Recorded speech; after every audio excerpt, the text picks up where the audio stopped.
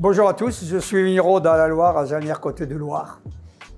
Je me suis passionné par le vin à l'âge de 24 ans. On a goûté, et puis à un moment, avec les copains, on s'est dit on va monter une revue sur le vin, qui est le Roger Blanc. Donc ça fait 40 ans, c'est la 40e année cette année. Donc de plombier, je suis passé à bistrot à vin en 88 un peu. Oui, 88. J'ai tenu le bistrot pendant 18 ans. Puis à un moment, j'ai dit, il faut que je retourne à la campagne. Et je me suis dit, qu'est-ce que je vais faire là-bas? Je ne vais pas redevenir plombier. Donc, qu'est-ce que je sais faire? Le vin. Donc, je vais faire du vin. Et voilà, c'est parti comme ça.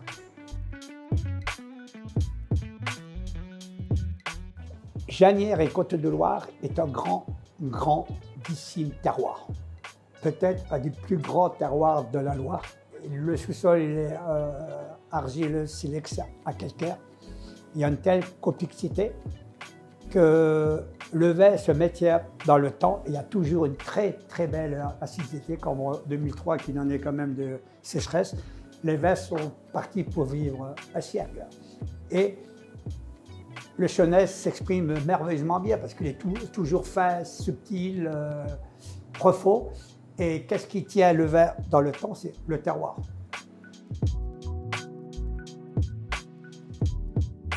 Si ça vieillit bien, c'est un des plus grands cépages du monde. Mais le chenet qui pousse dans un terroir argileux ne sera jamais aussi complexe que celui-ci qui est planté dans un terroir complexe. Et le chenet ne vieillit effectivement que dans les grands terroirs comme Janières ou les grandes appellations en Anjou.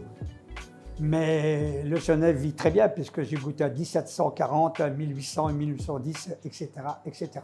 Et sans sulfite. Eh bien, santé à tous et vive le Yard et vive Culinaris.